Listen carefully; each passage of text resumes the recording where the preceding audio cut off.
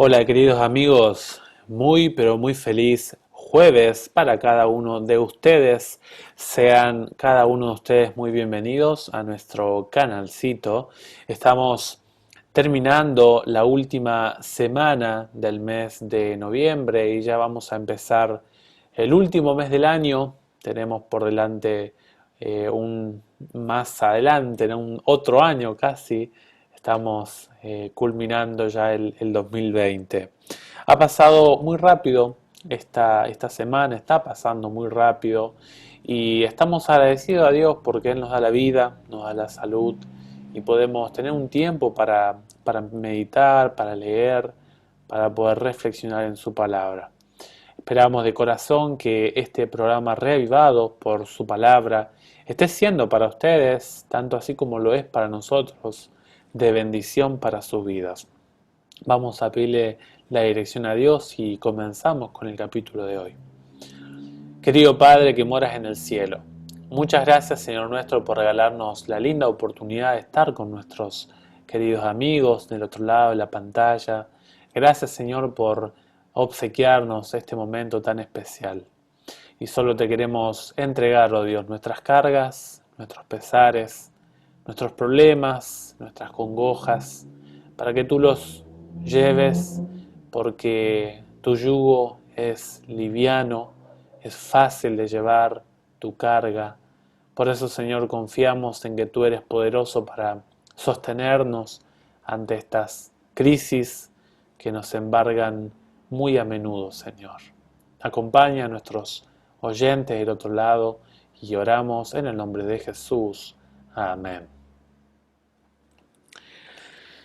El capítulo de hoy es el capítulo 31 y es la continuación del capítulo de ayer.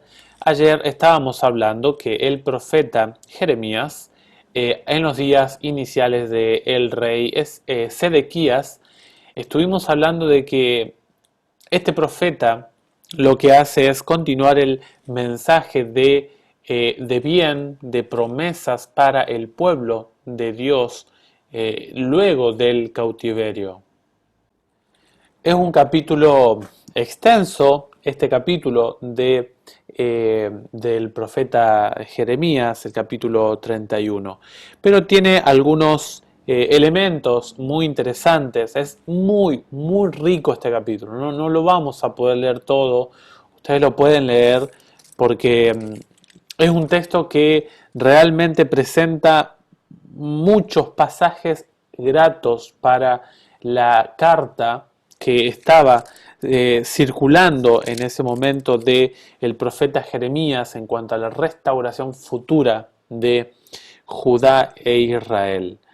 Algunos pasajes, vamos a ir hablando y comentando algunos de ellos. Es interesante que en el versículo 2 dice que Dios anuncia a Israel que el pueblo va caminando hacia la posibilidad de descansar. Dios es el Dios que sabe cuándo darnos un descanso, un receso. En el versículo 3 habla de que Dios nos amó eternamente. Dios amó a su pueblo desde las eternidades. Eso es algo que nosotros vamos a ir conociendo a medida que nos relacionemos con el Dios del cielo. Esto no es algo teórico que me lo cuenta la Biblia o un pastor o una iglesia, sino que uno debe experimentarlo. En el versículo 4 habla de o da el adjetivo a su pueblo de una nación pura y le promete la reedificación de su muro de la ciudad de manera completa. El versículo 6 es interesante que se refiere allí a Efraín, ¿no? Y Efraín era como la referencia, y lo vimos allí en Isaías, hace referencia a la nación más, la referencia al reino del norte por excelencia por medio de esta tribu. Y lo que está fomentando aquí es que no va a haber un Jeroboam en el norte y un Roboam en el sur. ¿Se acuerdan ustedes cuando se dividió el reino El reino del norte estableció su propio sistema de adoración para que no vayan a adorar al sur, a Jerusalén, al templo, a la ciudad de Dios. Y por lo tanto la idolatría en el reino del norte causó estragos, y por eso que vinieron los asirios y destruyeron al reino del norte. Dios acá habla de un culto unificado, de un culto armonioso. No va a haber más esa división de sectores geográficos. Habrá gritos de alegría, dice el versículo 7, y el grito estará basado en que Dios salvó, Dios rescató al pueblo suyo. En el versículo 8 habla de que muchos vendrán lastimados, tanto física así como emocionalmente y también espiritualmente. Muchos vendrían con dudas, con intrigas, y la Biblia dice que Dios sería como un médico, un sanador que los restauraría. El versículo 9 habla de que Dios los cuidaría como a una familia, como un padre cuida y se hace cargo de su hogar. En el versículo 10 habla a todas las naciones. Dice el versículo 10, ¿no? Escuchen naciones todas, o sea, a los gentiles se les va a hablar en esta porción luego al versículo 10.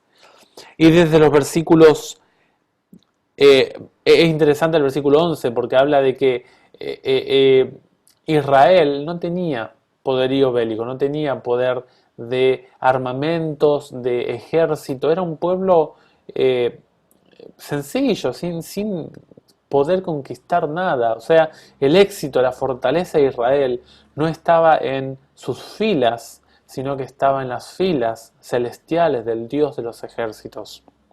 Dice el versículo 2 hasta el versículo 24, allí se hablan acerca de las bendiciones y la prosperidad que iban a disfrutar aquellos que volverían de Babilonia. Pero recuerden ustedes que todo esto era condicional. O sea, acá se nos está describiendo el plan de Dios para Judá luego o post cautiverio, todo basado en una relación pactual, como lo vamos a ver en este capítulo hoy también. Y es interesante que alguna de las bendiciones, por ejemplo, habla en el versículo 12 que van a ser bendecidos en el sistema de producción agrícola que tenía el pueblo. En el versículo 13 habría alegría tanto para ancianos como para jóvenes, todas las edades. No habría una franja etaria de el disfrute, la felicidad, sino que todos lo podrían hacer. El versículo número 14 habla acerca de los sacerdotes, dice, colmaré a los sacerdotes con la grasa de las víctimas. Las personas amarían el sistema de sacrificio y en definitiva amarían al Señor Jesús, que era el centro de ese sistema. En los versículos 15 y 16 habla acerca de Raquel. Raquel era la mamá de José y de Benjamín. Y se acuerdan ustedes que era la esposa preferida de el patriarca Jacob. Que bueno, Labán, allí su suegro le entregó primeramente a Lea, que era la mayor, y él trabajó 7 años más por Raquel. Y dice acá que Raquel, como podríamos decir la madre de todas las tribus, por así decirlo, ¿no? La madre de todo Israel, llora, se lamenta por la situación. Pero dice el versículo 16, calla tu llanto, no llores más, sécate las lágrimas, porque tu obra recibirá su recompensa. Y ellos volverán del país enemigo. El versículo 17 habla de que hay esperanza para el pueblo de Israel. Hay esperanza en el Señor, hay un sostén, hay alguien que se va a hacer cargo, que tomó la rienda del asunto y esto se va a poder llevar a cabo. Bueno, esto se aplicó a la llegada del post-cautiverio con el pueblo de Judá. Pero como vemos, el pueblo se corrompió a tal punto de rechazar al Señor Jesús.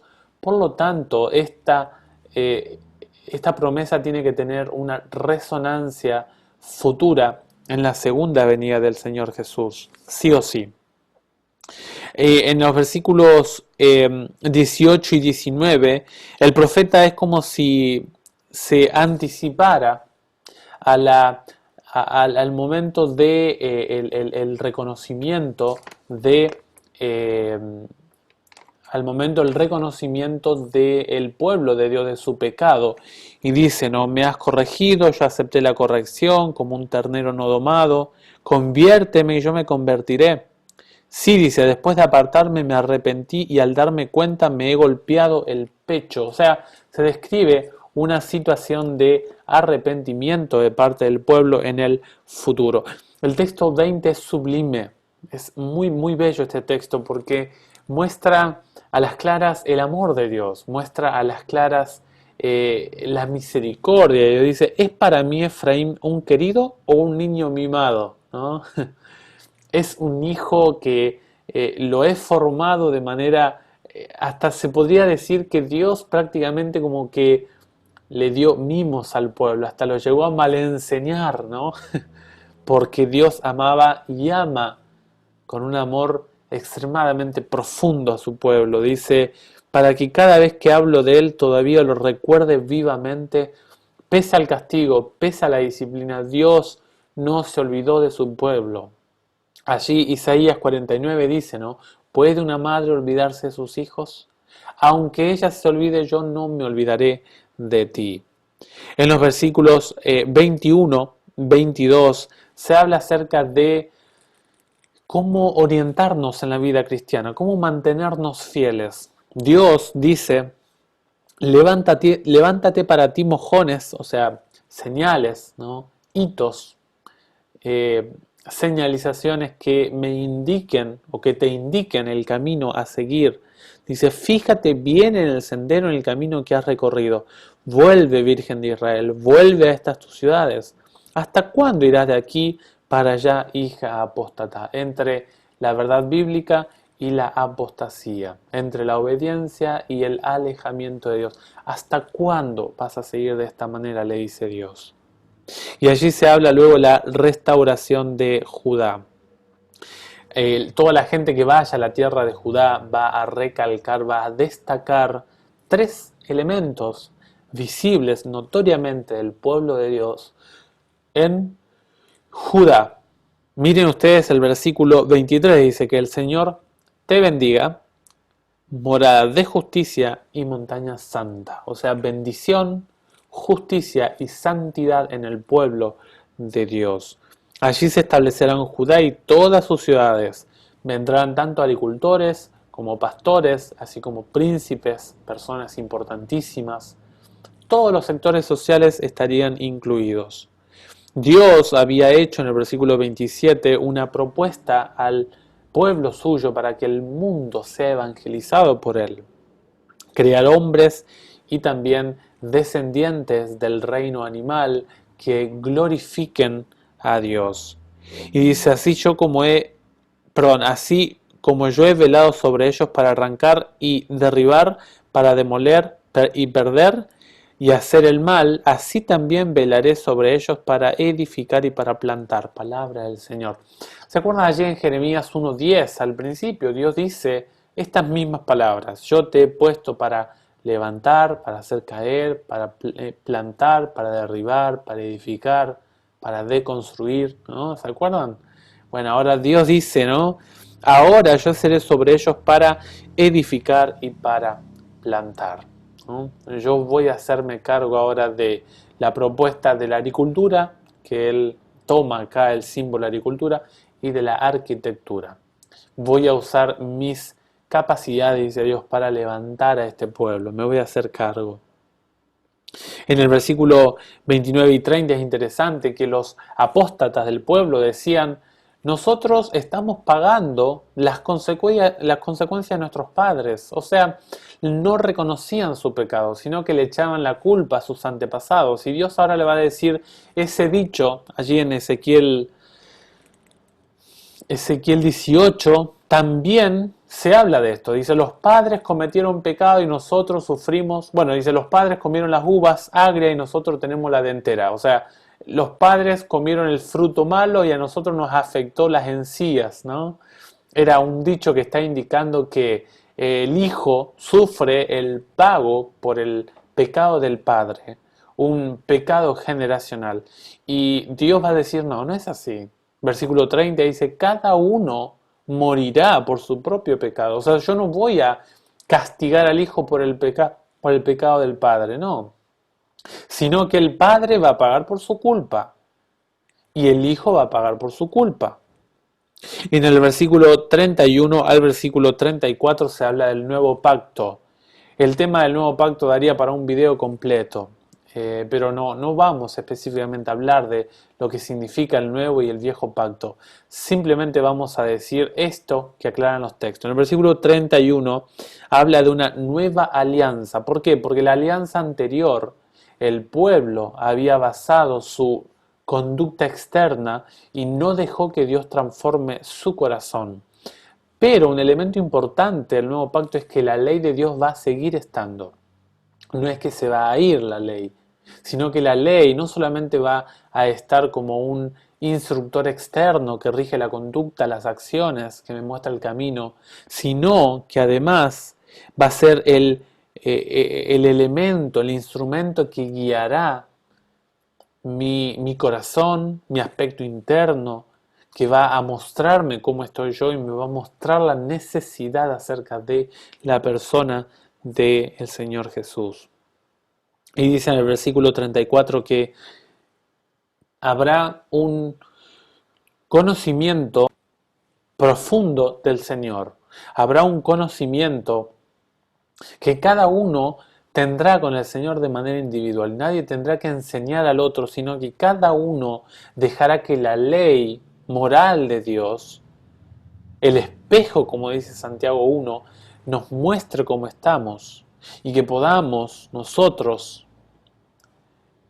podamos vernos como estamos y así buscar perfección en el Señor Jesús. En los versículos 35 al 37, tres, Dios muestra que así como Él gobierna la naturaleza, así va a estar el compromiso de restaurar a su pueblo. O sea, Dios dijo, así como vimos ayer en el capítulo 30, vimos que Dios dijo, así lo voy a hacer, lo voy a cumplir. Así como yo puse leyes en la naturaleza y el sol cada día sale y la luna cada día se mueve y controlo las mareas y las estrellas y los movimientos astronómicos, así voy yo a cumplir. Mi propuesta la voy a llevar a cabo si el pueblo sigue fiel a mí. Por eso Dios le dice en el versículo como vimos, ¿no? 22, ¿hasta cuándo irás de aquí para allá? Decídete, yo tengo una propuesta para ti. Pero como vimos ayer, esta propuesta se cumple en la iglesia cristiana. Alguien ocupa el lugar del pueblo que no llegó a la propuesta de Dios. Y finalmente los versículos 38 al 40 habla acerca de la restauración completa de Jerusalén. Queridos amigos, tenemos un capítulo muy profundo, medítenlo, por favor. Reflexionen en él, pensemos en este texto, porque va a ser un pasaje sumamente rico si lo sabemos aprovechar. Queridos amigos, hay un plan de esperanza para el pueblo de Dios. El pueblo de Dios tiene la seguridad de que Dios no quiso este desorden que vemos. Pero Dios promete restauración, promete un culto armonioso donde no habrá miles de iglesias, sino que será un culto que conocerá a Dios, que adoraremos al Señor como Él quiere. Él nos enseñará cómo adorarle. Y será un privilegio el poder estar allí en la presencia de Dios. Por eso, queridos amigos, hay esperanza para su futuro. Hay esperanza para su situación difícil, como dice el versículo 17. El Señor te bendiga. Cuando usted pertenece al pueblo de Dios, usted va a ampliar su espectro de vida hacia esto, hacia las bendiciones de Dios, hacia la santidad de Dios y hacia la vida de justicia que Dios manda a sus hijos tener. Queridos amigos, que el Señor transforme nuestros corazones, que Él coloque el amor a su ley, no obedecer para ganar el favor de Dios, sino que el obedecer sea un resultado, una consecuencia de que yo amo al Señor, de que yo me deleito en el Señor. Ojalá que sea de bendición para cada uno de ustedes y para mí también. Desde el canal Enseñanza Bíblica les extendemos un fuerte abrazo a cada uno de ustedes. Que tengan feliz día, que el Señor les bendiga ricamente. Por favor, no olviden dejar su suscripción, también su me gusta, dejar sus comentarios y también sus pedidos de oración. Compartan con sus familiares, con sus amigos y gracias por el apoyo hasta el día de hoy. Fuerte abrazo a la distancia y nos vemos, si Dios lo permite, en el siguiente videito. Será hasta luego.